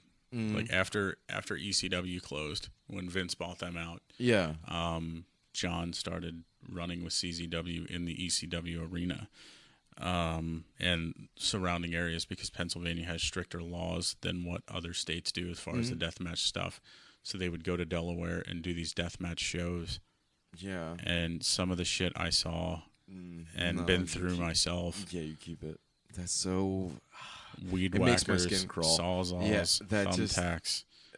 And then you look at Japan where you do a piranha deathmatch. Yeah. That's where you have an aquarium in the ring and try to throw your opponent into it with fucking... You're already leaking blood. Yeah. And then they lean you over it so your blood is now mixing with the sweat and dripping into this tank of piranhas, and they're getting a taste of what's about to be put in there. But it's just the anticipation. Like the Japanese crowds. It is. Yeah, so I will definitely have to come back, and I'd love to talk more about this. But yeah, because I was going to say, I want to get Dawn Jones, yep. Yeah, Rebecca Dawn Payne. Jones. Yeah, I want to get Rebecca Payne in because, like, that is one thing that ever since I found out about it, I still can't I still have trouble wrapping my head around it. Like, because, yeah, with watching Japanese deathmatch, yeah, it is the anxiety and it is that build up, and that's what you're after. But like here, it is the fucking bloodlust. To see another man stab another man through the face with a hypodermic needle. Yeah, and it's just like I can't figure out if it's that I can't handle watching the violence happen, or if I can't handle the fact that a field full of 600 people are just champing at the bit to see it happen. Yeah, I think that's a deeper thing that I need to explore. It's yeah, one of those things. I mean, like when they just did the Nick Gage Invitational Part 2, like last weekend. My buddy Drew Chaos is a photographer with Burning Hammer. He's also moved into the actual wrestling side of it now, which is cool. Yeah. But he has an eye for photography. He's also got a band who's played at Skid Row, blah, blah, blah. He captured certain parts of that, and I'm going to give you his Instagram information before we're done here so you can see some of this stuff. But there was somebody took one of the photos that he had. A gentleman in the tournament got the side of his ribs ripped open. Like, it's just chunky flesh meat. Looked like he had been attacked by a shark, but somebody took it and made a new Saw advertisement. Oh God, yeah. And it's one of the greatest things ever because it made him smile. But these guys, I mean, yeah. Oh, I was gonna say, you know what? Next time, you should come back next month, and we should go see the new Saw together, and then record directly after. We pause. I guess we could do that. I'd be down with that, and then we'll just wait like 2 or 3 weeks to release it. I think it'd be super Sounds fun. good. Yeah. I like that kind of shit. You know what really threw me off is back when the first one came out, is running up to your friends and you're like, "Hey man, did you see Saw?" It's like, I haven't been to the park in a week, bitch. Yeah, no, I agree. Did you see Saw? Fuck you. Yeah, I was. You know what I mean? Did you see it? What did I see? Well, yeah. Fuck you. That drove me crazy for a while. Like for the first when it was when it was brought back out, like people wouldn't just capitalize the T. Yeah. So it was like, I'm reading a sentence and I'm reading it in the wrong context. In the way wrong context. I'm like, wait, why is it capitalized? It's not even capitalized. Oh dear God, it's driving me fucking crazy. Yeah. So I got off Facebook for a while. I understand. No, I'm just kidding. Then there's a whole lot of trolls out there. Facebook just freaked out at me because I have 1,000 open friend requests right now. Yeah, I've just been surfing. Good. I've been surfing through mutuals and get some stuff, man. I'm telling you, there's a lot of interesting people out there. Oh yeah, and you're gonna interview a bunch. But like I said, we should probably do the Saw thing. Yeah, no, that'd be super fun, and that's like around Halloween season anyway, and that'll keep me stoked for Halloween. And if you ever, if you are able to get Rebecca on this, who I just saw, Valor Pro ran a show last month. I ran into her. And we had a discussion about microdermals and how bad it hurts to remove them. What? After she being queen of the death match and myself being through what I've been through in the wrestling industry, how much we talked about, getting a microdermal removed sucks. They're like, oh, when you catch it on your shirt and you're like, oh, I know. And it's just like, it's a small piece of metal implanted beneath the surface that kind of tugs a little bit. Yeah. Yet I will let another grown man take a staple gun to my forehead. Yeah, I was gonna say, but it can't. But you talk about tugging on this little piece of jewelry I have in my face. Yeah, that you got. I was gonna say that's so ridiculous. Well, that's because like, I know a lot of people in the tattoo industry who will not, like, dude, if you tell me to go get blood work done, yeah, you freak out. What are you talking about? Needles? Fuck that. Yeah, that I was gonna say that's so weird because I have no problem with needles. I have no problem with tattoo needles. And like when people are like, "Oh no, I can't be around needles," it's like, yeah, tattoo needles are way different. So if you get like going in, if you get Rebecca in here, please keep me posted on that. I will, because if I could have like I was gonna say I'd actually like to as soon as I actually had sent her a friend request, I didn't even know that, but she no, I was gonna say if I do get her in, I'll actually readjust the room so that we can have a small crowd. Well, I was gonna say, I'd love to, even if I'm not involved, I'd love to come and yeah, no, chill. I was gonna say we'll adjust emergency seats up and have like a peanut gallery. I mean, I can't say she's a good friend of mine, but we've definitely shared a bunch of locker rooms and we've chatted a bunch, and we've mourned the loss of fallen wrestlers together who we traveled with. Yeah. And we've also celebrated a lot of things together. But in that same aspect, she's one of those people that I don't see since I've been out of the industry for the last 2 years that I think would be cool as shit to, like, let's hang. Yeah. And then we're going to go to some shitty bar and eat food. Yeah, no, absolutely. That'd be super fun. Yeah, well, I was gonna say we'll figure it all out because like that is the one thing I'd like to do is like more interactive, like because I do like meeting people, and Right. once people like that's why I started the group is hanging out poolside because like when Rebecca Magar walked out of the door, like that could have been the end of it, but I really do want to know more. Like I do want to do more with her or with Brian, Right? Because like that's always a problem of mine is I get guests in and like.